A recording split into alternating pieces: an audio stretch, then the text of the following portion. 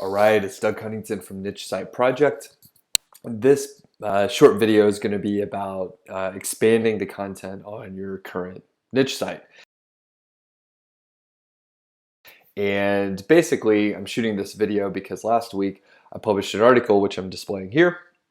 And the main drivers of growth on a couple online projects that I mentioned here were around content. So for example, looking at this project Go White Hat, earnings and traffic basically increased by about 40%. And it's a significant amount. It's not, a small site at this point. We went from about 10,000 to about over 14,670, and things look really good for November at this point. And then the other one was a smaller site, but it's tracking to a much, or I guess it's tracking to some great growth as well. So on this graph here, you see slow growth. And the cool thing about this particular site is that it doesn't really get many backlinks. So all this content is really sort of just long tail. And I use the keyword golden ratio to find the keywords. So you can see just really nice, steady, even, and substantial growth here. Okay, so heading over to basically transitioning over to what I want to show you is people are asking a lot of questions about how I actually produce the content, how I found writers, what my content manager does, and basically how I was able to add so much content. So, and we're talking 250 articles or so over the span of about 5 months or so, and I'm going to show you how to do it, or I'll show you what I did. Anyway, so the thing is, you'll be able to get these templates that I'm showing right here. And if you're already on the email list, check your email. You should have a link to get this Google Doc right here. And if you're not on my email list, Niche Site Project email list, then you could click somewhere on this page and you should be able to get this template. So we'll move pretty quick here. Essentially, from the content team standpoint, you can see that we have the org chart, and it's pretty simple, right? It's not a very complex setup at all. So obviously, you do need writers to write the content.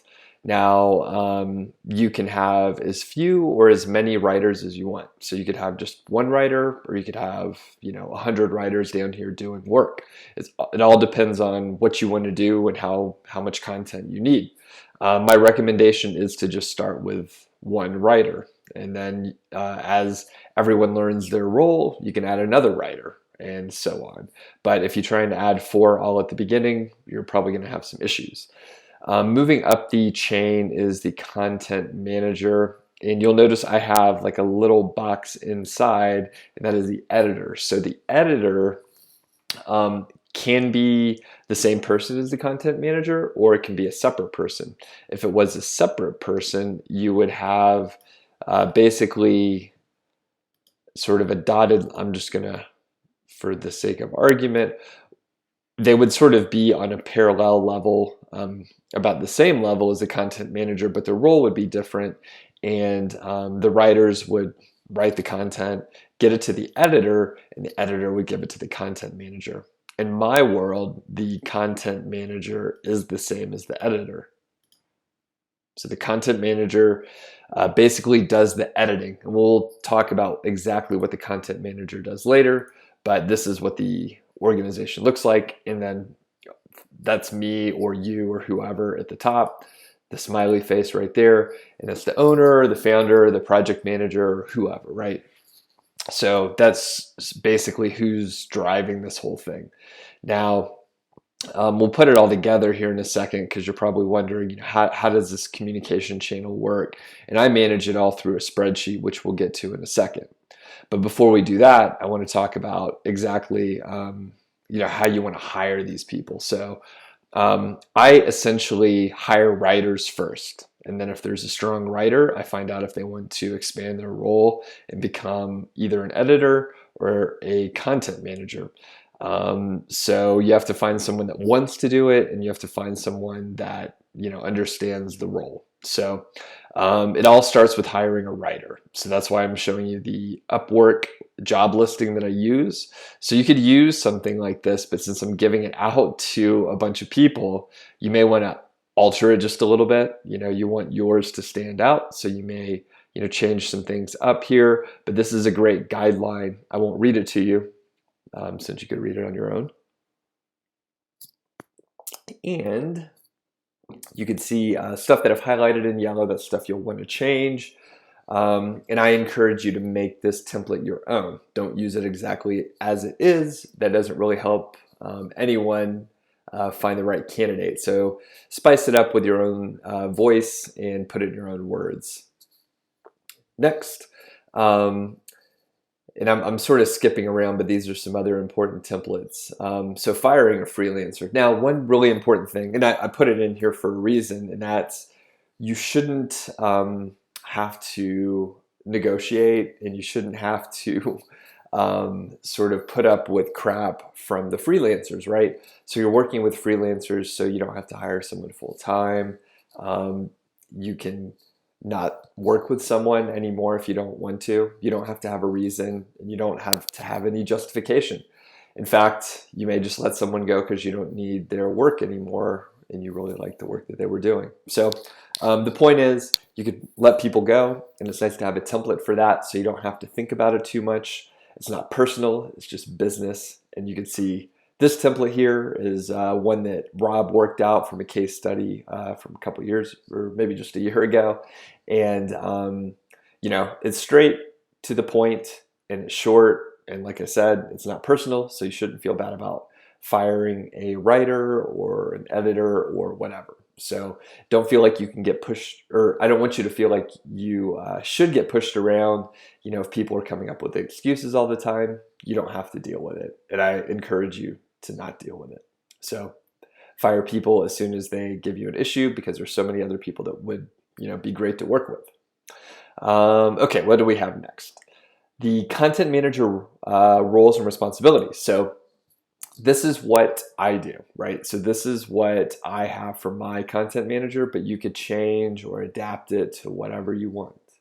So off the bat, I do have my content manager edit the content. So I have basically style guidelines, and they're pretty basic. Use the standard font size, use a standard font, use H2 and H3 headings and stuff like that. The content manager also checks out like the voice and makes sure that it sounds like the other articles on the whole website, whatever website that is. And then of course, just super basic, they do grammar and spelling and stuff like that. Other things they do are add backlinks to external sites. So these are like authority websites like newspapers, CNN, Wikipedia, that sort of thing. The other links that they add are interlinks to other articles on my site. So it's important to really have a lot of interlinking in your site. I do that pretty religiously for every single article, or rather the content manager does that for me. The content manager also adds the Amazon affiliate backlinks if it's relevant for the particular article. And then they add, media to it. So it's images. They'll, grab images from Creative Commons. They'll put videos up from YouTube and that sort of thing. And this should say YouTube. So YouTube, you could pretty much embed almost any video as long as the owner allows you to, and that's sort of set by default. So it's fine to put those videos in there. And I'm going to get some coffee here. Next, we have the tracking sheet. So I'm a project manager by trade, and a lot of people want to use tools. They want to use Asana, Trello, and a number of other project management or task management type tools. But when it comes down to it, I pretty much just use Google Sheets and Google Documents for everything, just because it's easy for someone to get access to it. You don't have to train them. And basically, you can keep it super simple. And that's what I've noted here. I just have 6 columns, nothing complicated. I have the keyword and the topic. There's an outline column if I need it. You can see none of these articles here have that outline because it's a pretty straightforward type article. I have the status, so started or not started or done or whatever. And then word count, so I'm targeting a specific number of words, and then paid or not. Once they finish the article, the writer will put the link here. So basically, the writers can manage everything through the sheet as long as they don't, mess up this sheet and destroy it. They should be good to go. So in this way, you could communicate with your team without having to send emails, which tend to get lost, right? At first, it seems easy to manage everything through email, but at the end of the day, things get dropped when there's multiple people on the team. There's different interfaces, different people talking. So the greater number of conversations that could go on, the greater the chances that something will get lost. So this is sort of like the core of like what to do. So if we go back to the very beginning, you should hire writers and then promote writers that are doing a good job. You should try and start small with like one writer, promote a good writer, hire another writer, and then you could have a writer that's being edited and sort of managed by someone that's not you. And then at that point, you can add more writers to the system. You'll want to manage it through, a simple spreadsheet or whatever tool you want. But I mean, from my perspective, it's a lot easier to send someone a spreadsheet than try to get them to understand how to use Trello. Trello is a great tool. I use it for my own personal content management on Niche Site Project. But if someone has never used Trello before, they're going to have to take time out, figure out how to use it, and so on. If you're using a spreadsheet, people can add comments and tag you in the spreadsheet and you'll get notified. And really, you can just keep it that simple. So unless you're pushing out a great deal of content, then I don't think you need to go outside of a simple spreadsheet. And essentially what happens is you ramp up your team. Once you have enough writers, you could start, feeding them more and more topic ideas, and then they'll push it out to the content manager and get it over to WordPress. So my I guess I didn't write that specifically because it's sort of agnostic to what you're working on, but I actually have the content manager put the they take the article that the writers write and then they draft it in WordPress. So that's something that I sort of left out here. So I say they edit the article, but they also basically upload and draft in WordPress. So that's the distinction there. I'm actually the one that hits the publish button, but I actually would not have an issue letting the content manager publish it at this point. And then, I just like to take a look at it to make sure everything looks nice. And then I'm still connected with the articles and I understand what's in there. And that usually only takes me about 3 minutes to actually hit publish, to review the article and hit publish. So that's it. And a quick recap is that if you want to use this sheet, you should make your own copy of it. And if you're on my email list, on the Niche Site Project email list already, check your email. You should have a link to the document. And if you are not on the email list, you can get a hold of this. All you have to do is click the link. I think it's above this video, and then put in your email address. Shortly after that, you'll get an email with a link to the downloads page, and you should be able to grab this.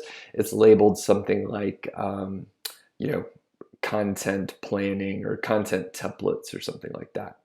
All right, so I guess that's it. If you have any questions, let me know in the comments below, and we'll see you next week.